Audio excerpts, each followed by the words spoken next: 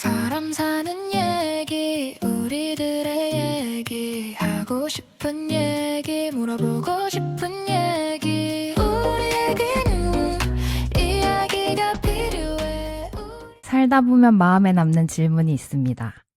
그 질문에 콘텐츠로 답해보는 팟캐스트 이야기가 필요해입니다. 오늘도 마케터 셋이 함께하고 있고요. 저는 숏 롱폼 중독자 강세영입니다. 안녕하세요. 밥 친구, 청소 친구, 롱폼이랑 친구하는 혜진입니다. 안녕하세요. 쇼폼의 도파민보다는 팟캐스트를 사랑하는 돌아온 제 5회 멤버 태경입니다. 반갑습니다.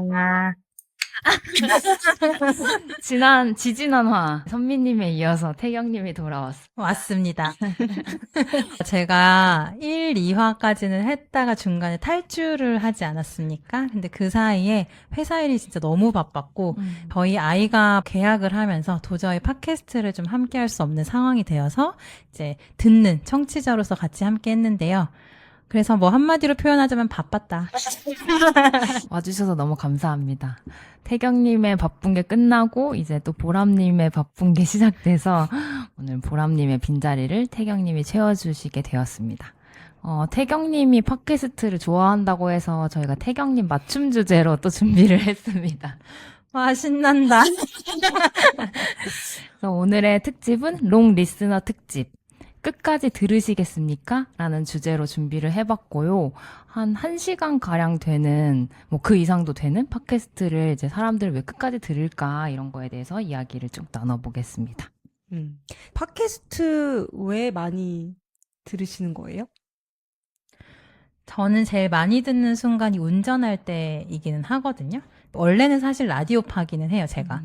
근데 라디오의 이제 단점, 맹점이죠. 광고가 너무 많이 나와요. 그래서 좀 집중할 수 없던 순간들이 있어서 그게 이제 팟캐스트가 그 부분을 완전 시원하게 긁어주거든요. 아예 이야기에만 집중할 수 있는 그런 매력이 있어서 네, 저는 운전하면서 팟캐스트에 입문하게 된 것 같아요. 저도 운전할 때 많이 듣고 뭔가 혼자 살 때 늘 틀어놨던 것 같아요. 그거를 좀 약간 좀 외로웠나 봐요. 저는 한때는 산책하면서 들었고요. 그리고 저도 운전하면서 팟캐스트 많이 듣게 됐는데 오늘 나눌 이야기는 어떤 이야기인가요? 오늘 저희가 팟캐스트를 좋아하기도 하지만 저희만 좋아하는 거는 아닌 것 같아요. 요즘에 되게 많이 팟캐스트 방송들이 생기고 유튜브도 롱폼화 되어 간다는 걸 느껴가지고 왜 그런 트렌드가 생겼을까 뭐 이런 얘기도 해보고 또 저희가 많이 듣는 거에 대해서 매력도 좀 소개해보면 좋겠다 싶습니다. 맞아요. 요새 팟캐스트라는 어떤 이런 오디오만 있는 형태보다는 팟캐스트 느낌이 나는 유튜브 영상? 맞아요. 유튜브 안에 그리고 팟캐스트라는 아예 섹션이 생기기도 했고 근데 이번 주제가 저희 방송이 팟캐스트지 않습니까? 그래서 이거를 들으시는 분들이 되게 재미있게 들을 수 있는 그런 좀 특집이지 않을까라는 생각이 듭니다. 일단 두 분은 쇼폼파, 롱폼파 굳이 나누면 어떤 쪽에 가까우세요? 하나, 둘, 셋, 롱. 저는 그때그때 다른데 쇼폼은 안 보려고 노력해요. 그것은 저의 정신과 뇌를 해치는 것 같다는 생각이고 롱폼은 시덥잖은 수다라고 할지라도 굉장히 정성과 기획이 들어간 그 결과물이라고 생각하거든요. 그래서 롱폼을 보려고 한다. 저는 그냥 뭔가 너무 막 스트레스 받고 막 머릿속에 생각이 많을 때 쇼폼의 왁부볼이라고 왁스로 이제 단단하게 만든 그 볼을 부시는 그런 것도 많이 보고 뭐 슬라임 이런 것도 많이 보고 근데 그런 거 보다 보면은 좀 이렇게 잡생각 없어지고 좀 멍해지는 느낌? 근데 정화의 시간으로 보는 근데 정한지 모르겠어요. 뇌가 좀 녹는 느낌이긴 한데 딴 생각은 안 하게 되는 그런 매력이 있어서. 뇌가 녹는다는 게 어떤 느낌이에요? 그러니까 너무 많은 정보가 들어가고 막 자극적이니까 영상이 안 좋다라는 느낌이 들어요. 그래서 제가 롱폼 파긴 하거든요. 혜진님과 비슷하게 쇼폼을 보면은 그냥 나에게 너무 유해한 거를 집어넣는다는 느낌이 들어가지고 그래서 뭔가 도파민을 공격당하는 느낌이어서 좀 멀리 하고 싶고 근데 직업상 어쩔 수 없이 좀 봐야 되긴 하잖아요. 그리고 심지어 쇼폼을 기획하기도 하는 입장이어서 너무 싫은데 그냥 어쩔 수 없이 보거나 뭐 기획해야 된다. 네. 저는 보지 말아야겠다라고 생각하는 사람 중에선 제일 많이 볼 거예요. 아이돌 좋아하면 안 볼 수 없잖아요. 아, 그쵸. 저는 아이돌 춤 영상도 되게 많이 봐요. 아일리, 코르티스. 진짜 그거 엄청 여러 가지 버전으로 계속 보는 것 같아요, 챌린지. 아니, 그 보통 쇼폼을 어디서 소비하세요? 인스타 저는 그랬나요? 인스타랑 유튜브 둘 다. 하나만 한다고요? 저는 트위터에서도 엄청 봅니다. 그러면은 시간으로 치자면 하루에 몇 분 정도를 보세요? 저 한 40분 보는 것 같아요. 쇼폼만요? 네. 컨텐츠의 소비 패턴을 좀 말씀드리면 일단 뭐 운전하면서 이렇게 팟캐스트를 뭐 듣다가 퇴근하고 집에 딱 도착해서 소파에 딱 앉아요. 그럼 진짜 아무 생각하고 싶지 않고 아무것도 하고 싶지 않고 사실 그냥 자고 싶은데 약간 자기 너무 아직은 좀 양심상 좀 이르러 할 때 그냥 핸드폰 켜서 무한 스크롤링 이렇게 하면은 막 3, 40분 훌쩍 가 있어요. 근데 건강한 방법은 아닌 것 같아요. 40분에 놀라셨는데 저는 2시간, 3시간도 봐서 인스타그램 지운 거예요. 아, 근데 그것을, 그러니까 쇼폼이라고 말해서 그렇지, 그냥 인스타그램, 그냥 피드를 올리는 것도 쇼폼과 비슷한 느낌이긴 하잖아요. 그렇게 치면 저도 만만치 않은 것 같긴 하네. 한 30분은 진짜 보는 것 같아요. 진짜 금방 가죠. 네, 그러니까 그게 진짜 쇼폼의 도파민 중독인 것 같아요. 맞아. 너무 위험합니다. 네. 유해한 것 같습니다. 이 유혹에 진짜 안 빠질 수 없을 것 같아요. 근데 이렇게 쇼폼이 중독적인 것과 또 전혀 반대로 1시간짜리, 1시간 반짜리 막 이런 롱폼이 되게 많이 생기고 있잖아요. 그런 롱폼을 볼 때 그냥 틀어만 놓으세요? 아니면 진짜 집중해서 그거를 이렇게 막 다 보세요? 저는 보는 컨텐츠는 무조건 집중해서 보기는 하는 것 같은데요. 근데 다만 빨리 감기 중독이 되어버렸어요. 그러니까 제 속도로 못 보게 된. 네. 오, 저는 모자무사도 다 빨리 감기로 어머, 보긴 했어요. 진짜로? 네. 그냥 2배속 막 이렇게? 아니, 기본 세팅이 그냥 1.5배속 정도였어요. 그리고 스킵도 많이 하면서 보기도 했고요. 팟캐스트 같은 컨텐츠뿐만이 아니라 드라마나 영화에도 저는 좀 많이 적용이 돼가지고 빨리 감는 것들이 되게 안 좋은 습관이 된 거죠. 되게 놀라시네요. 다 정석으로 보셨어요? 한 번도 안 해봤어요. 오, 그래요? 그게 이제는 유튜브가 3배속까지 돼요. 그러면 사람들은 그렇게 봐요? 그러면 여둘톡 팟캐스트도 정석으로 들으세요? 네, 너무 당연히. 그거 무조건 1.5배속이에요. 여둘톡도. 와, 대박이다. 각각 컨텐츠를 즐기는 어떤 속도가 달랐네요. 근데 뭐 그럼에도 불구하고 팟캐스트는 뭐 빨리 감더라도 끝까지 듣는 이유는 걔는 줄여버리면 재미가 없기는 해요. 소설이나 뭐 영화나 그런 드라마나 이런 것들은 줄거리만 요약해도 워낙 그 흐름이 있어서 재밌는데 제가 좋아하는 수다형의 팟캐스트는 줄여버리면 사실 남는 게 아무것도 없어서 그래서 그냥 그 자체를 듣는 것 같아요. 그럼 혜진님은 뭐 들으세요, 보세요, 뭐 어떻게 하세요? 저는 그게 영상이면 뭐 자막이나 편집 이런 것까지도 다 재미의 요소라고 생각해서 좀 집중해서 보는 편인데요. 운전하면서는 영상을 집중해서 볼 수 없잖아요. 그럼 유튜브를 틀어놓고 운전을 하시는 건 거죠? 그렇죠. 그 팟캐스트 보이스만 들으면서. 그래서 가끔 막 웃는데 그게 아마 자막으로는 처리가 된 것 같은데 나는 지금 모르겠네 라는 게 있긴 있지만 이 팟캐스트형 유튜브 영상은 그래도 오디오 중심이라서 재미있게 들을 수 있어요. 저는 되게 많이 틀어놔요. 그냥 일상생활에도 쭉 계속 틀어놓고, 뭐, 야근할 때도 그냥 소리 1로 해놓고 틀어놓기도 하고.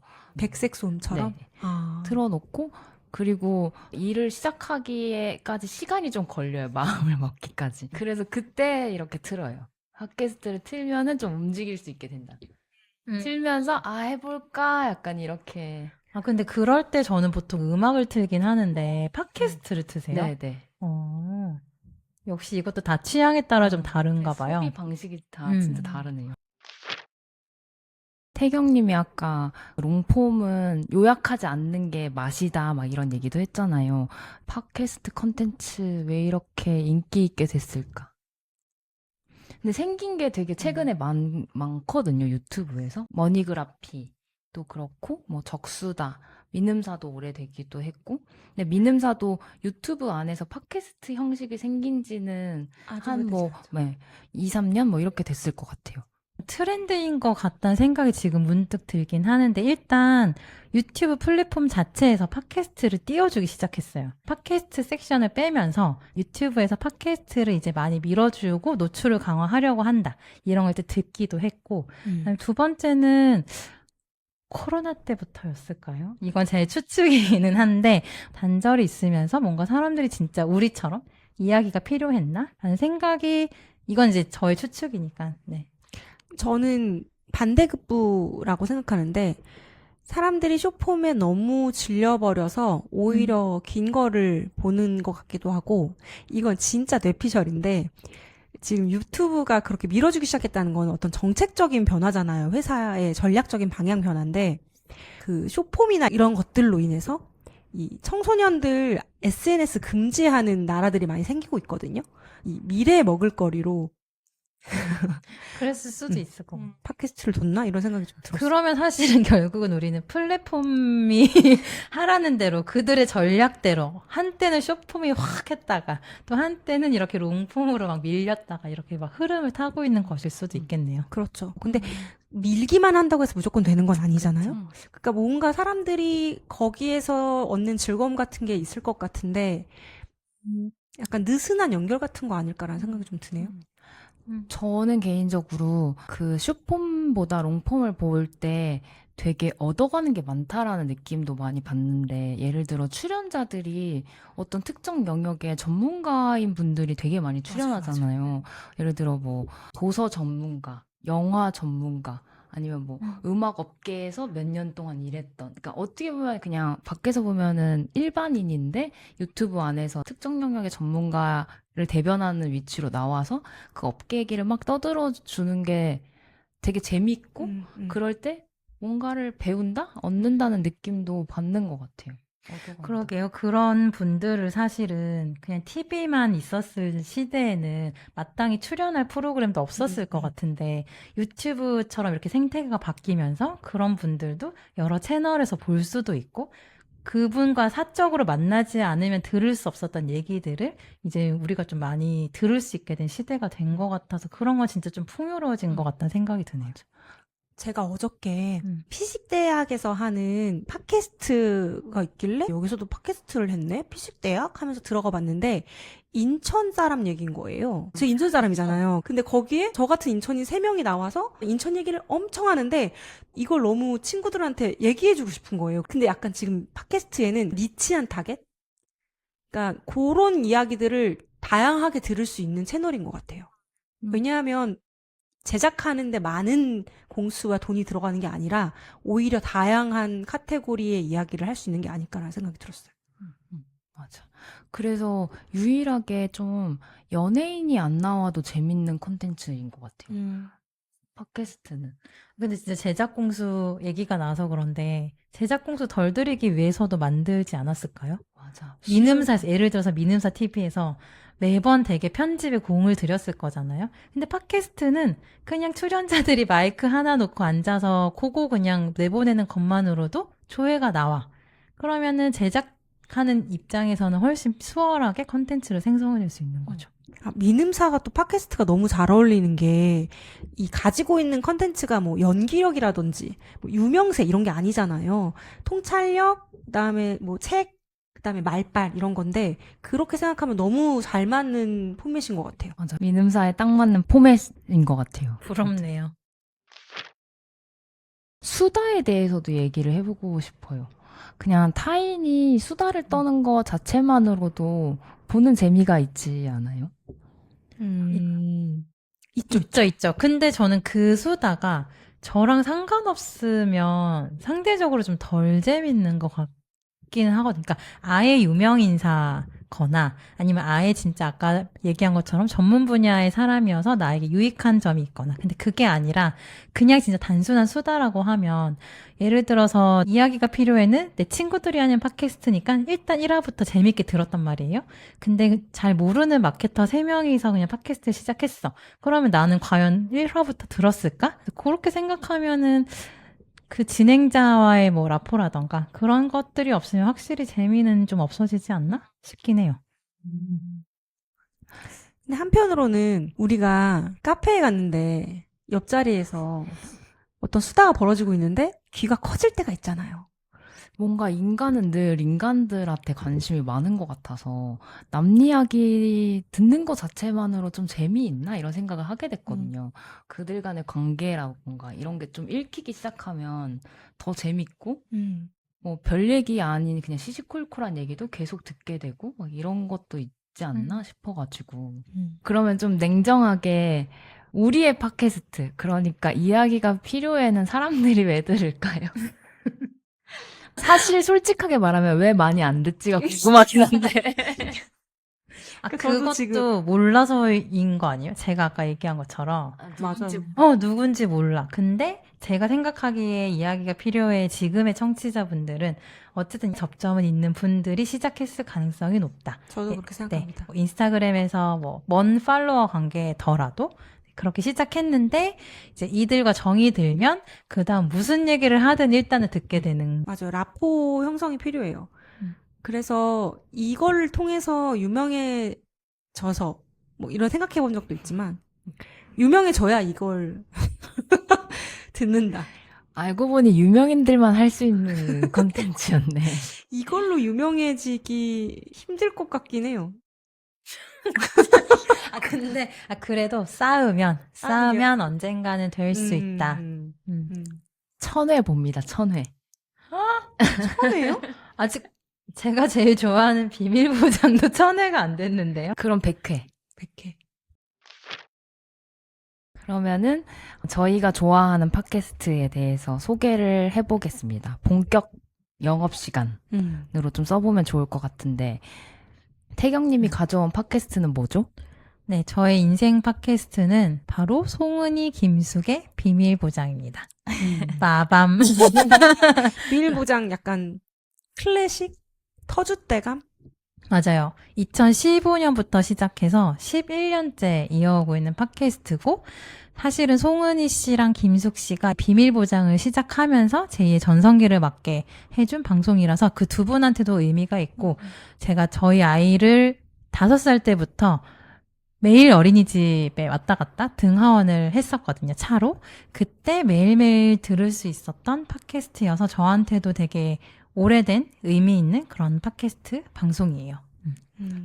그러면 그때는 그 아들이랑도 같이 들은 거예요, 이 방송? 아들이랑도 듣기도 하고요. 사실은 리우도 땡땡이에요. 그래서 비밀 보장의 로고송을 둘이서 같이 불러가지고 제보를 했어요. 그래서 그게 방송에 나왔어요. 맞아. 네. 출연도 하신 적 있잖아요. 그래서 이땡땡과 황땡땡이 부른 비밀 보장 로고송입니다 하면서 송은이 님이 직접 들려주셨죠. 네. 성덕이네요, 성덕. 맞습니다. 근데 되게 많은 팟캐스트가 있는데 왜 이 팟캐스트에 입덕하시게 되신 거예요? 사실은 여러 가지 듣기는 해요. 제가 경제 관련된 것도 듣고, 뭐 소설 관련된 것도 듣고, 영어도 듣고, 되게 다양하게 듣긴 하는데, 제일 좋았던 거는 사소한 고민부터 무거운 고민까지 속 시원하게 풀어주는 그 컨셉이거든요. 그 김숙이 에레나쌤이라고 해가지고, 그 고민 상담을 너무 기깔나게 재밌게 해주시거든요. 그래서 그런 거를 들으면서, 뭔가 무겁지 않고 되게 재밌게 운전기를 만들어주는 그리고 내 고민도 같이 약간 해결되는 그런 느낌이 있어가지고 좀 재밌게 들어왔던 것 같아요. 세영님도 한 땡땡이 하시잖아요. 저도 완전 초기 땡땡인데 이 방송이 되게 특별했어요, 저한테는. 이 포맷과 이 형식이 왜냐면 이 둘이 너무 편하게 방송을 막 하는 거예요. 예를 들어 몇 회 특집 이렇게 하면 그 숫자에 맞는 연예인한테 대뜸 전화를 걸었어요. 뭐 키죠. 맞아요. 네. 예를 들어 193회면 김연경이 193cm야. 그래서 김연경한테 갑자기 전화해가지고 그러니까 막무가내 방송을 하면서 막 되게 뜬금없는 재미들이 막 있었고, 그리고 막 맞아. 김숙의 그 친구들? 그냥 일반인 친구들한테도 막 전화해가지고 막 전화 통화를 이제 중계하는 거예요. 근데 그 친구 중에 되게 유명한 친구가 담배 꼴초인 친구예요. 그래서 이 비밀보장 안에서는 담배녀라고 부르거든요. 근데 이 담배를 너무 좋아하는 여자가 결혼 후 담배를 어떻게 피는지에 대해서 몰래 피는 거예요? 몰래 어디까지 숨기면서 피느냐 막 이런 어. 얘기를 하는데 그 얘기가 너무 자극적이에요. 맞아. 그 옛날에는 훨씬 더 자극적이고 자극적이지. 솔직하고 진짜 날 것 그대로였던 것 같긴 해요. 기성 방송에서는 볼 수 없는 어떤 그런 게 진짜 그리고 신선했어. 네. 뭐 지금도 전화 통화를 계속 하긴 하지만 그때는 뭔가 더 막 전화하는 느낌. 맞아요, 맞아요. 섭외 없이 막. 그래서 진짜 안 받는 케이스도 많았고, 근데 요즘은 확실히 사전에 전화해놓고 하는 게 좀 느껴지긴 하는데, 갑자기 전화하는 그 컨셉도 진짜 재밌었던 포인트인 것 같아요. 그리고 중간에 광고를 만들었는데 그거를 일반인이 광고하고 싶은 거를 만들어서 목소리를 보내면은 틀어줬던 것 같아요. 지금은 안 해요? 지금은 그런 건 없어요. 어. 그럼 우리가 막 노래 부르면서 이야기 필요해 들어주세요 안녕 막 이렇게 하면은 그걸 이제 중간에 틀어주시는 거예요. 막 그런 식으로 막 진짜 홈메이드 방송 같은 느낌이 너무 재밌고 너무 친구 같았어요. 청취자 참여가 많네요. 맞아요. 모든 것이 사연이 베이스기는 해요. 그러니까 고민이 컨셉이기 때문에 고민에서 시작돼서 고민에서 끝나서 사실상 막 대본이 대단히 필요한 것 같진 않고 그래서 주제도 상대적으로 쉽지 않을까요? 사람들의 고민과 사연은 매일매일 새롭게 쌓이잖아요. 그래서 그거를 베이스로 하다 보니까 이렇게까지 좀 롱런할 수 있었던 것 같다는 생각도 들고요.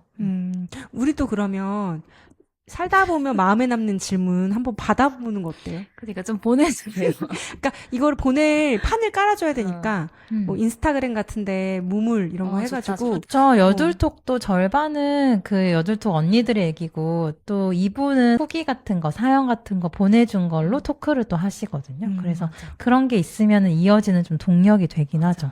우리도 어떤 고민을 하면은 처방처럼 컨텐츠로 답해주는 그런 코너를 해서 좋다. 뭐 처음에는 보내주시는 분 없겠지만 뭐 이태경부터 보내주는 거 그러게요. 저 생각났어요. 아들이 사춘기거든요. 사춘기를 주제로 다룬 이럴 때 보면 좋은 영화나 그런 드라마 같은 게 있으면 좀 소개 좀 해주세요. 너무 어렵다. 저 약간 바로 대답하기는 어려우니까 좀 준비를 좀 해볼게요. 인사이드 아웃 이런 거 좋을 것 같은데. 오, 감정을 주제로. 내 안에 어떤 감정이들이 있는지. 저는 토이스토리 추천드려요. 뭐 바로바로 나오긴 하네요, 지금. 왜냐하면 또 토이스토리 1부터 보면은 주인공이 점점 크면서 그 남아있는 그 토이들의 이야기들이 나오거든요. 그러니까 뭐 지금 어떤 문제를 해결하고 싶으신지는 잘 모르겠지만 적어도 그것이 태경님에게만 벌어지는 일은 아니라는 것을 알게 되지 않을까. 참고해서 집에 가서 보도록 하겠습니다. 네. 그 메인 코너 중에 하나가 버말버말이라고 있거든요. 혜진이 모르시죠? 네, 이건 몰라요. 버릴까 말까 하는 건데 되게 사소하게 뭐 이 시계 보내고 이 시계 버릴까요 말까요 물어보면 버려라 말아라를 알려주는 거예요. 근데 그게 진짜 재밌어요. 예를 들어서 제가 이 잠옷을 20년 동안 입은 잠옷이고 나 애착 잠옷이에요. 그래서 이거를 버리자니 진짜 너무 소중해서 버리기 아깝고 근데 또 입자니 너무 너덜너덜해. 버려요 말아요? 이런 사연이 가요. 그리고 그들에게 사진이 가요. 그 잠옷에. 그러면은 김숙이 보고 버려라! 이렇게 단칼에 결정을 해주는데 그게 진짜 물건들이 너무 맞아요. 재밌지 않아요? 너무 그리고 웃기잖아요. 그 너무 사소하잖아요. 그 버릴까 말까. 근데 하지만 그 사람은 혼자서는 결정을 못 하겠는 거죠. 그렇죠. 그래서 막 인스타에 막 그런 사진들 막 보여주면은 진짜 막 누더기 같은 거지. 그럼 그런 생각도 한번 해보셨어요? 나는 저거에 보낸다면 뭘 보낼까? 이런 생각? 아 근데 전 대답해주는 입장으로 늘 상상했던 거지. 저도. 버말버말 있고 살말 있어요. 살까 말까. 그건 우리 많이 보낼 수 있을 것 같아. 이런 거에 해답을 주는 또 그 김숙의 통쾌함이 있어요. 통찰력도 맞아. 있고. 이제 기억났던 게 하루에 결혼식이 4개인가? 해서 네 개를 모두 다 소화할 수 있는 법을 김숙 씨가 뭔지 알 정리해 것 주시거든요. 어머. 너무 약간 무릎을 탁 치는 그런 맞아. 솔로몬과 같은. 신부 대기실에 갔다가 먼저 나오고 막 딴 데는 사진 찍고 나오고 막 근데 저도 들었어. 이 얘기였던 그리고 것 막 같아. 스토리로 반드시 갔던 걸 어필하고 막 약간 이런 솔루션이 연륜이 맞아. 주는 지혜다. 라는 생각을 했었어. 수기 언니만 할 수 있는 대답. 진짜 그 코너를 통해서 김숙의 호감도가 좀 올라간 것 같아요. 진짜 좀 지혜로운 사람이고 위트도 있다. 그럼 태경님이 꼽는 레전드 화는 뭐예요? 이 질문을 받고 불현듯 생각나는 화가 있었어요. 비밀보장 475회. 김중혁 작가님이 나와서 이야기하는 그런 코너였는데, 그때 김중혁 작가님이 어떤 책의 구절을 읽어주셨거든요. 근데 그 구절이 갑자기 불현듯 생각이 나가지고 제가 오늘 가지고 왔어요. 왜냐하면 그때 팟캐스트로 들었을 때 제 감정이 너무 좋았어서 우리 방송을 듣고 계신 분들한테도 똑같이 저도 읽어드리고 싶은 거예요. 김중혁 작가님이 본인이 지금 읽고 있는 책의 한 구절을 들려드리고 싶다 하면서 소개를 해주셨고, 이게 제목이 못해 그리고 안 할 거야 라는 제목의 책이에요. 김숙 씨가 뭐 하면은 나 못해 안 할 거야 막 이런 얘기를 많이 해서 나 지금 읽고 있는 책이 되게 김숙 씨랑 닮은 제목의 책이다 이렇게 하면서 추천을 해주셨고, 한 편 한 편이 되게 짧게 끊어지는 그런 이야기들인데, 제가 오늘 이야기가 필요해 청취자분들을 위해서 그때 제가 들었던 그것을 읽어드리겠습니다. 제목은 개털이에요. 두 분 다 모르시죠? 네. 개가 떠났다. 우리는 그 개가 그립다. 이제 초인종이 울려도 아무도 짖지 않는다. 우리가 늦게 귀가해도 아무도 기다리지 않는다. 여전히 집안 곳곳에서 녀석의 흰 털이 발견된다. 우리는 그 털을 줍는다. 버려야 한다. 하지만 그 털은 우리에게 남은 녀석의 전부다. 우리는 털을 버리지 않는다. 우리에겐 엉뚱한 소원이 있다. 개털을 충분히 모으기만 하면 녀석을 다시 되돌릴 수 있을 거라는. 이렇게 끝나요. 약간 슬픈데요? 네, 되게 먹먹해지죠. 제가 이거를 차 안에서 되게 무방비 상태로 들은 거예요. 지금 세영님이 눈물을 글썽거리는데 제가 그래서 듣자마자 눈물이 주르르륵 났어요. 그때 출근길이었는데 너무 슬퍼가지고 이렇게 되게 짧은 글을 들으면서도 순식간에 감정을 동하게 할 수 있구나. 너무 좋다. 라는 생각이 들어서 오늘 가지고 와봤습니다. 저희도 지금 무방비 상태로. 근데 책이 너무 좋아 보여요. 맞아요. 그러니까 일단 제목도 너무 좋고. 그쵸.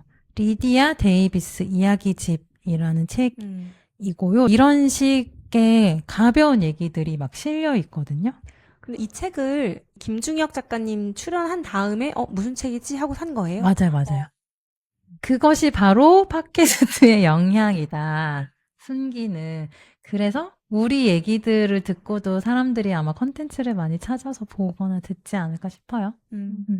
이야기가 필요해서 추천해주신 작품들을 저도 들으면서 다시 보고 싶다. 이런 생각을 간간히 했었거든요. 아, 그래요? 네. 그러면 너무 좋을 것 같아요. 근데 비밀보장에서는 웃음도 주지만 이런 감동과 정보도 주는 거네요. 이런 일 자주 일어나지 시작하시죠. 않나요? 땡땡이가 되시겠습니까? 저도 반 땡땡입니다.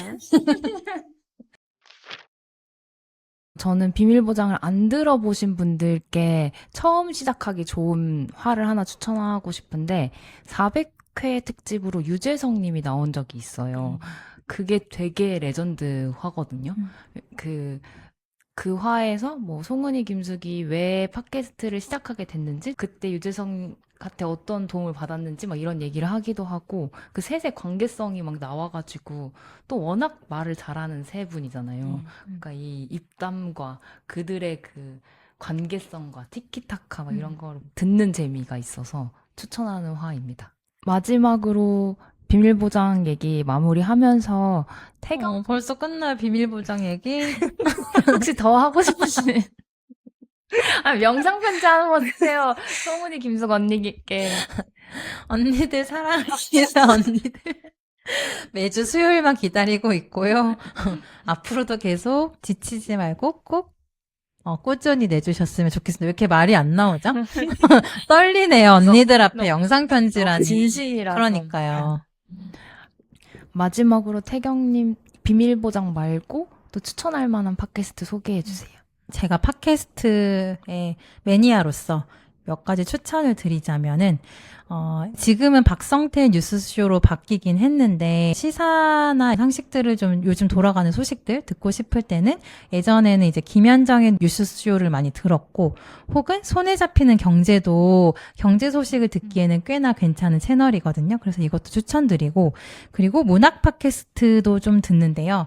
요즘 소설 이야기라고 지금은 사실은 시즌 1이 끝나긴 했어요. 근데 거긴 사실 저희 언니가 진행을 하는데, 네, 이주영, 맞아요. 저희 언니고 소설가 이주영 작가랑 그 고요서사라는 책방의 주인이신 차경희 대표님 이렇게 두 분이 진행을 하시는데 소설을 하나씩 되게 좋은 거를 소개를 해주시고 두 분만의 인사이트를 막 주시거든요. 그래서 그것도 소설을 좋아하시는 분들께는 추천드립니다.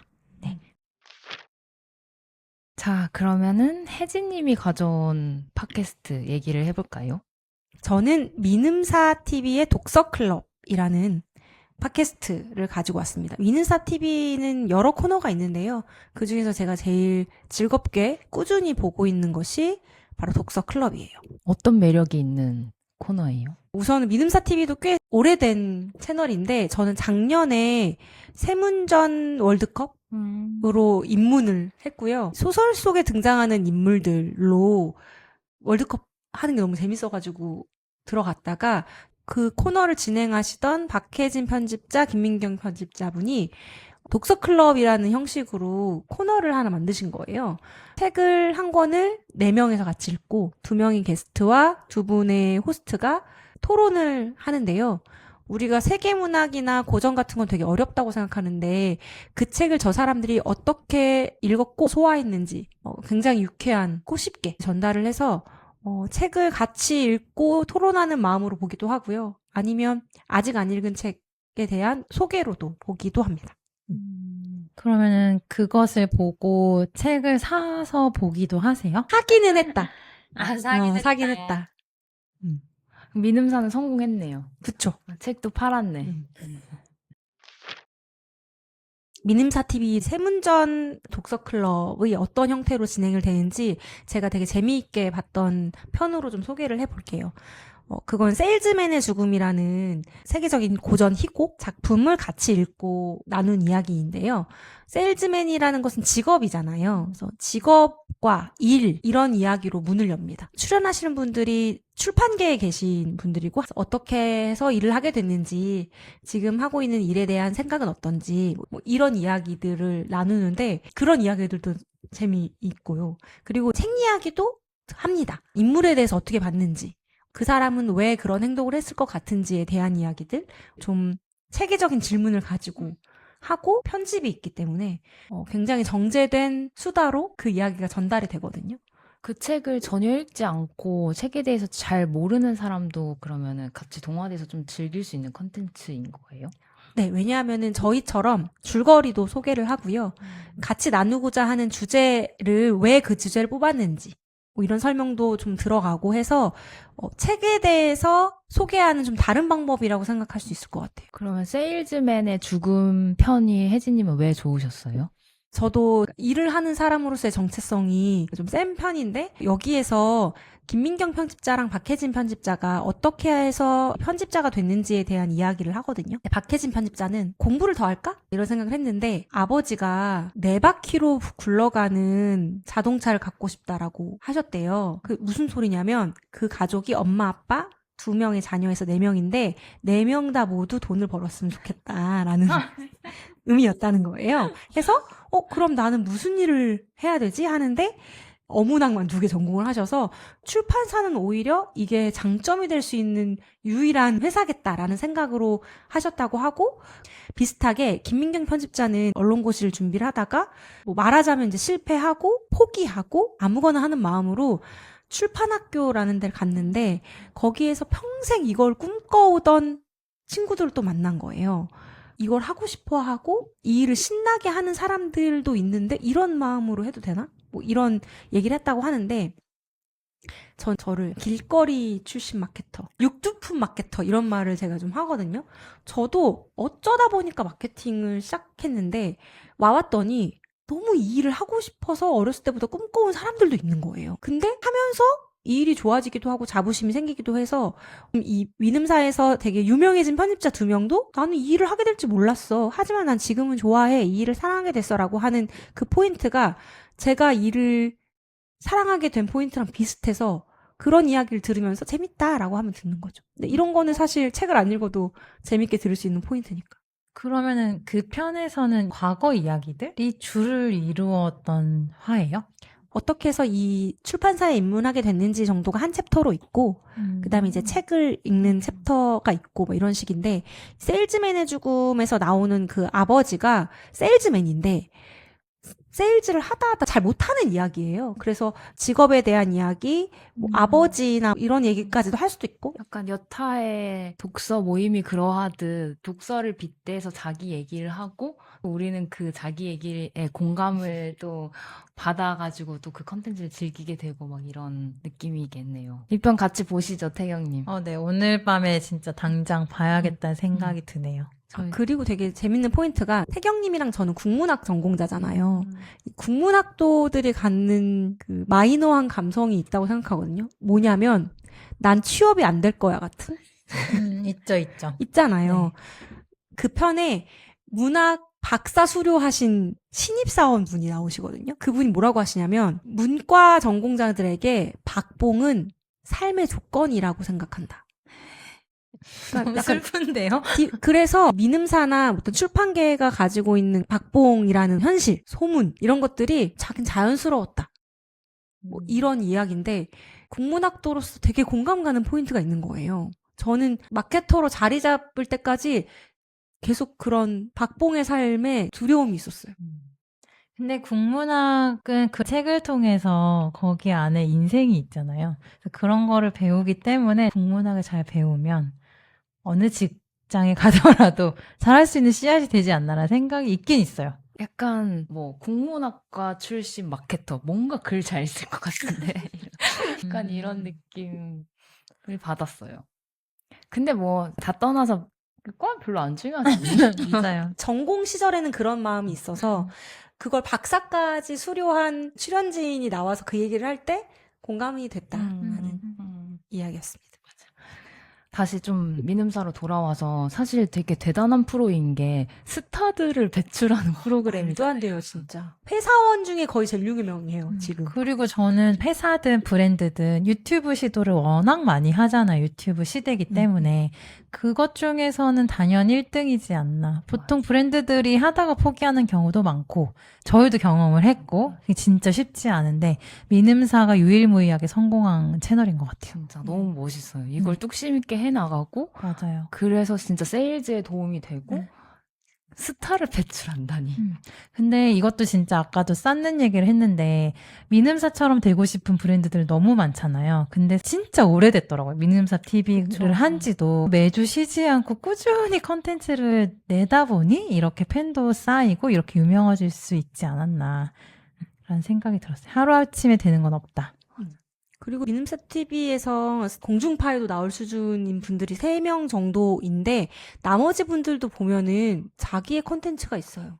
책을 다루시는 분들이고 책을 많이 읽는 분들이라서 그런지 언어가 굉장히 정제되어 있고 전달력이 좋달까? 저는 그분들도 다 매력적이기는 한데 솔직히 PD님이 대단하다고 생각은 들었어요. 브이로그들 보면은 되게 신인 마케터 분들도 많이 띄워주시더라고요.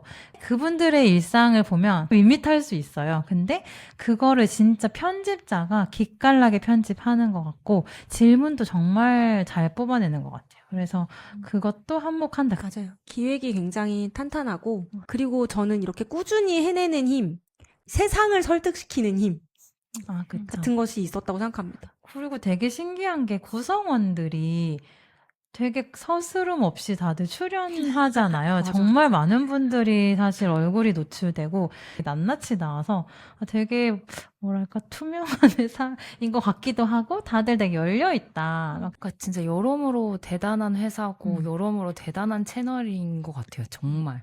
제 주위에도 책 잘 안 사는데 민음사 TV 보면서 그것 때문에 사서 책장에 민음사 책만 있다고 막 그냥 와. 이렇게 얘기하는 사람들도 있거든요. 그래서 이게 진짜 매출에도 도움되고. 저는 민음사가 민음사뿐만이 아니라 이 책 시장을 약간 다시 붐업시키는 맞아. 역할까지도 하지 않았나? 이번에 저희 도서전 티켓 구하는 것도 쉽지 않았잖아요. 그런 것들도 약간 그 영향에 한몫을 했다. 라는 했다. 생각이 들었어요. 그리고 제가 다른 채널에서 봤는데 텍스트 힙으로 대변되는 어떤 시장 분석을 한 적이 있는데 민음사가 매출이 계속 오르고 있다. 민음사는 한강 작가님 책이 없는데 맞아. 그 와중에도 이렇게 해냈다. 맞아. 그렇다면 대단하다. 그리고 세문정 같은 경우는 그 작가들이 아마 독점적이지 맞아요, 않을 맞아요. 거고. 맞아요. 그쵸. 그래서 굳이 민음사 책을 안 사도 되는. 그러니까 근데 그걸 어떻게 이렇게 브랜딩을 잘해가지고 브랜딩 잘했지. 뭔가 세계문학 전집하면 그냥 민음사 이렇게 돼버렸잖아요. 대단한 것 같아요. 얘기하면 말할수록 할수록 너무 대단한데? 존경합니다. 사랑합니다. 더 나아가서 혜진님 유튜브에서 나오는 팟캐들에 대해서 조금 더 소개해 주실 만한 뭐 그런 채널들? 이런 것도 있을까요? 롱폼 팟캐스트형 영상이 정말 유행이라는 생각이 드는 게 최근에 재밌게 본 채널들이 진짜 많은 거예요. 그래서 지금 우리가 계속 얘기 나눴던 김민경 편집자님이 호스트로 고화성 배우랑 살센터 그리고 초대 손님까지 해서 네 분이서 진행하는 도시 여자 대피소 라는 팟캐스트예요. 여자들 이야기 많이 하거든요. 그래서 저도 이제 여성이니까 되게 공감하면서 들었고, 그리고 머니그라피에서 경제 분석해주는 프로그램들이 주기적으로 올라오는데 그것도 전 자주 듣습니다. 저도 머니그라피의 아주 빅팬입니다. 그리고 적수다도 저 잘 듣고 있어요. 적수다도 저도 많이 보고 있어요. 두 분이 되게 겹치시네요. 아, 근데 머니그라피도 토스에서 운영하는 채널이잖아요. 다른 회사들은 재무제표가 어떻게 구성되어 있는지 막 뜯어보는 그런 코너들로 너무 재밌었죠. 유튜브를 하는 것도 너무 재밌고 너무 잘하고 아, 부럽네요. 잘한다, 다들. 다들 잘해.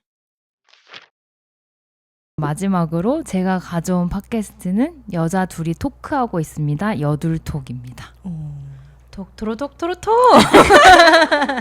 이것도 너무 유명한 팟캐스트여가지고 좀 추천이 의미가 없을 것 같기도 한데 전 되게 많이 듣거든요. 그래서 이 팟캐스트를 꼭 얘기하고 싶었고 나랑 가치관이 좀 비슷한 사람들의 대화를 들을 때 마음이 좀 편하다고 느끼거든요. 이 팟캐스트를 운영하는 김하나, 황선우 작가님의 그런 삶의 태도나 가치관이나 이런 것들이 제가 너무 추구하는 것과 비슷한 면이 있어가지고 공감도 많이 되고 저보다 한 발짝 앞서서 살고 계신 분들이니까 좀 조언을 받을 때도 있고 해서 편안함과 유익함 둘 다 있는 것 같아서 되게 많이 들어요. 근데 제가 너무 멋있다고 생각한 게 뭐냐면 그 톡가라라고 하잖아요. 이렇게 중간에 말하다가 독토로 톡톡톡 막 이렇게 하면서 막 파워 이거를 매회 하시거든요. 근데 이게 입말로 하신다는 거예요? 입말로. 오. 근데 이게 처음 들었을 때 조금 튀는 거예요. 왜냐면 너무 조용한 팟캐스트에 갑자기 파워 막 이렇게 하니까 그래서 이걸 왜 넣으셨을까? 막 이런 생각이 저도 들었어요. 근데 사람들이 막 얘기를 한 거예요. 근데 언니들 그거는 빼는 게 어때요? 막 이런 후기들이 막 이렇게 들어왔는데 그거를 다 이제 읽으시면서 어쨌든 우린 이건 할 거다. 근데 이게 만약에 안 맞으면 우리랑 안 맞는 사람이다. 그냥 이렇게 해버리고 그거를 아직까지 하시는 거예요. 어느 포인트에 그걸 하세요? 그냥 처음에 인트로처럼 이제 시작을 하고 본격적으로 들어가기 전에 이걸 하세요. 매번 입말로 하는 것 같아요. 그리고 시그널송도 두 분이 연주하신 맞아. 거잖아요. 우리도 이 팟캐스트 전환할 때 책 넘기는 소리를 쓴다든지 이런 소리가 있는데 이런 사운드를 우리가 개발하는 것도 뭐 아이덴티티에 좋겠다 이런 생각이 드네요. 개발합시다. 야기. 오늘 되게 오늘 오랜만에 제가 왔는데 아이데이션을 되게 많이 하시네요. 아까부터 계속 혜진님이 뭔가 끝자락에 우리도 이거 하자. 모든 게 레퍼런스다. 다시 돌아가면은 여둘톡에서 제가 진짜 인상 깊었던 편이 은준과 상현 편이기는 해요. 그거 진짜 레전드 편이라고 생각하는데 왜요? 그러니까 저는 그렇게 컨텐츠를 딥하게 장면 하나하나 분석하면서 우리는 보지 못했던 그런 것들을 되게 찾아내는 게 너무 신선하고 의미가 있었거든요. 실제로 내가 드라마를 보는 것보다 그분들이 설명하는 것들이 더 말맛이 좋아가지고 저도 여둘톡을 거의 안 들어봤는데 은준과 상현을 보고 이걸 사람들은 어떻게 봤을까가 궁금하고 그걸 들었어요. 근데 말씀하신 것처럼 이 두 분이 컨텐츠를 꿰뚫어보는 눈이랄까? 진짜 인사이트 있고 내가 저거는 왜 넣었을까 했던 부분에 대한 본인들의 견해가 너무 설득력이 있는 거예요. 맞아. 김하나 작가님이 그 은준과 상현을 설명하면서 단어들을 쓰시잖아요. 근데 그 단어들이 너무 주옥같지 않았어요? 그 표현들이? 고급져요. 진짜 고급. 우리는 막 너무 빡쳐 막 이렇게 설명할 것을 너무 멋있었다. 그냥 이렇게 얘기하는 거를.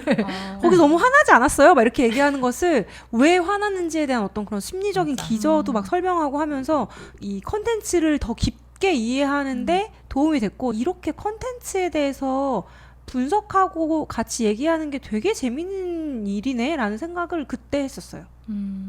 김하나 황선우 작가님의 장점 중에 하나가 사소한 것도 오목조목 설명을 너무 잘해줘요. 그게 진짜 두 분의 장점인 것 같아요.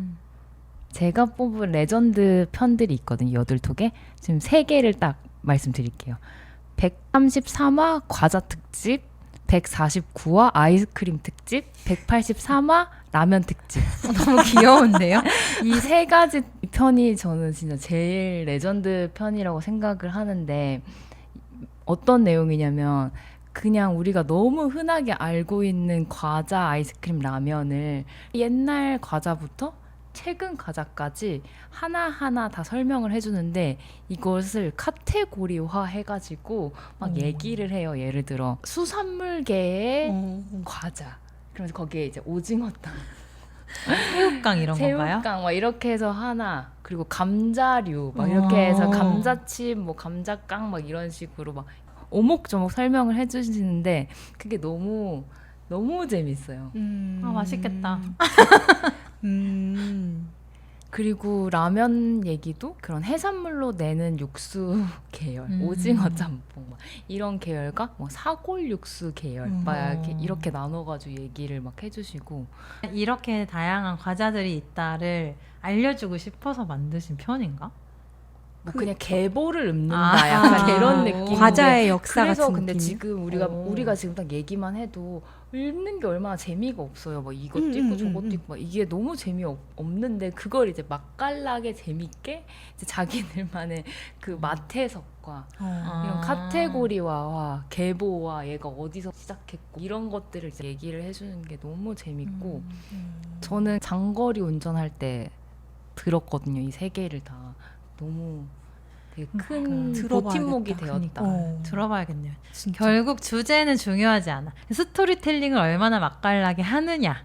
그러니까 이 과자 오징어 땅콩이라는 과자 하나는 뭐 설명할 게 별로 없을 수 있지만 얘의 역사 다른 오징어 땅콩과 어떻게 다르며 이 자갈치와는 무슨 관계가 있는지의 스토리 안에 들면은 같이 있어지는 것처럼 그런 작업들을 잘 하신다는 거죠. 그쵸. 그러니까 과자라는 게 너무나 친숙하고 그냥 아무 생각 없이 먹잖아요. 생각이 그냥 아예 없고 근데 다 알긴 다 알아. 근데 뭐 얘가 뭐 감자류가 있고 뭐 파이 계열로 가면요. 막 그 파이계 안에서도 이제 그렇게 초코파이 계가 있고 그냥 과일 계가 있는 거예요. 이런 식으로 얘기를 막 하니까 맞네. 근데 그거를 기획하면서 구조화할 때 두 분이 너무 재밌었을 것 같아. 그 인사이트를 발견하면서. 이 황선우 작가님의 특징 중에 하나가 먹고제비라고 본인을 이렇게 자칭하시거든요. 그래서 먹는 거에 너무 진심이고 그럼 먹는데 진짜 진심이겠다. 먹는데 할 말도 진심이. 많고. 그래서 저는 여둘톡이 사실 뭐를 주제로 얘기하는지를 모르긴 하거든요. 예를 들면 비밀보장은 고민을 상담해준다. 뭐 민음사 독서 클럽이다. 그러면 여들톡은 그런 장르로 치자면 뭐예요?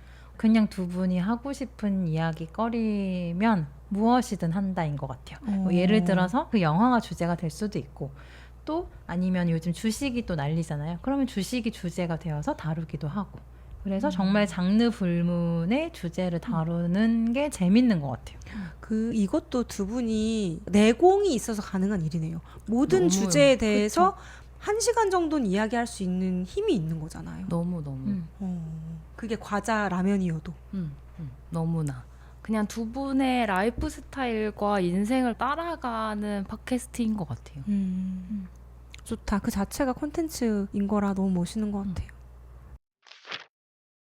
마무리로 이런 팟캐 좀 있으면 좋겠다. 상상의 나래를 펼치면서 마무리 해볼까 봐요. 저는 옛날부터 이 얘기를 되게 많이 했었는데 성공한 이야기는 재미없어요. 저는.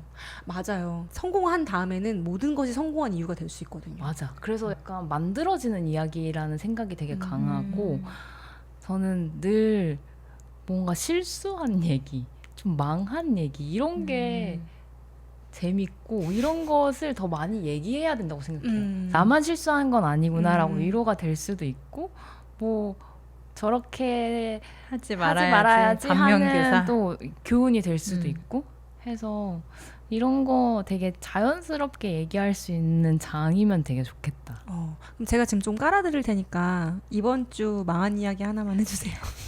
아, 이번 주는 없는데 근데 저는 일하면서 망하고 실수한 얘기가 진짜 많거든요. 뭘 망쳐봤나요?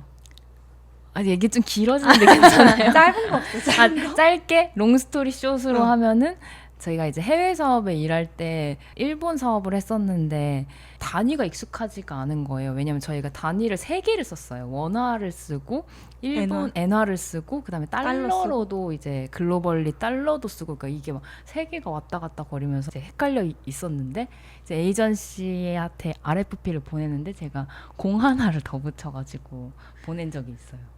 그럼 거기서는 와 대단한 대박 RFP가 왔다. 대박 프로젝트가 시작됐다. 일본 시장에 한국의 대표적인 브랜드가 와가지고 돈을 팡팡 쓰고 간다더라 약간 이런 느낌으로. 저는 이 사건 알거든요. 그 당시에 같이 일을 했었어가지고 그래서 세영님이 망했다. 근데 사실 지금 이렇게 웃으면서 얘기하지만 제가 그때 기절을 했었어요. 그래서 어떻게 수습했어요? 정정 메일 보냈나요? 제가 수습해야 할 것은 내가 저지른 실수를 명명백백히 솔직한 버전으로 리더들에게 공유하는 것이 저의 첫 번째 업무였어요.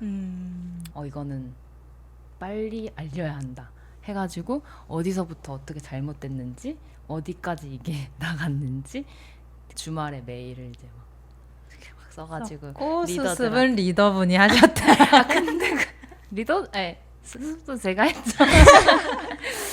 이런 얘기들이 많아요. 동그라미 하나 빼먹는 건 진짜 많은 그런 것 일은 같아요. 있을 수 네. 있죠. 재밌네요. 혹시 태경님은 만들고 싶은 네. 팟캐스트? 저는 이제 엄마지 않습니까? 그래서 출산과 육아 이야기를 다루면 좋겠다라는 생각이 들었는데 사실은 이런 얘기들도 전문가들이 하는 팟캐스트는 있어요. 뭐 소아과 전문의가 알려주는 뭐 출산 이야기라던가 임신 과정에 대한 얘기라던가. 근데 사실은 임신 출산 과정도 사람들마다 다 다르고 진짜 정답이 없는 영역이거든요. 그래서 그런 전문가들 얘기 말고 진짜 내가 해봤더니 이렇더라. 이렇게 해도 애가 키워진다. 뭐 이런 얘기들을 솔직하게 나누는 방송이 있어도 엄마 아빠들이 들으면서 위로도 받고 나도 괜찮구나 뭐 이런 공감도 하고 할 것 같아요. 재밌을 것 같지 않습니까? 출산 육아가 나랑 관련 없는 얘기인데 근데 재밌을 것 같아요. 궁금해요. 왜냐면 별 세계라서. 저는 육아의 과정은 궁금하거든요. 조카도 있기도 하고 준 육아인으로서 관심이 있다. 그리고 사실은 SNS에 비춰지는 거는 귀여운 영상 그리고 육아에서의 행복한 순간들 위주로 다뤄지잖아요. 근데 현실 육아가 아닌 거는 사실 다들 알죠. 알지만 비춰지지 않는 것들이 있어서 그런 것들이 이제 팟캐스트로 구현이 되면은 정말 좀 진솔하게 다 까놓고 민낯을 보여주고 얘기할 수 있지 않을까 하는 그런 기대도 있습니다. 이건 뭐 당장 코니에서 하시면 되겠네요. 일이 너무 저희가 얘기한 거를 듣고 다른 육아 브랜드에서 하면 어떡해요? 코니에서 먼저 해야겠네요. 기대하겠습니다. 혜진님도 궁금한데요. 제가 한 달에 한두 번씩 케이팝 댄스를 배우러 다니거든요. 컴백을 하면 이번에는 좀 배울 만한 춤인가? 이런 걸 본단 말이에요. 그래서 전문가가 아니라 케이팝 고인물 정도의 일반인 눈으로 컴백 기대, 그다음에 컴백했을 때의 그 기획 리뷰 같은 거 하면 재밌을 것 같다는 생각이 좀 들었어요. 재밌겠다. 근데 저 지금 무슨 생각이 스쳤냐면 까와 빠가 미칠 것 같다.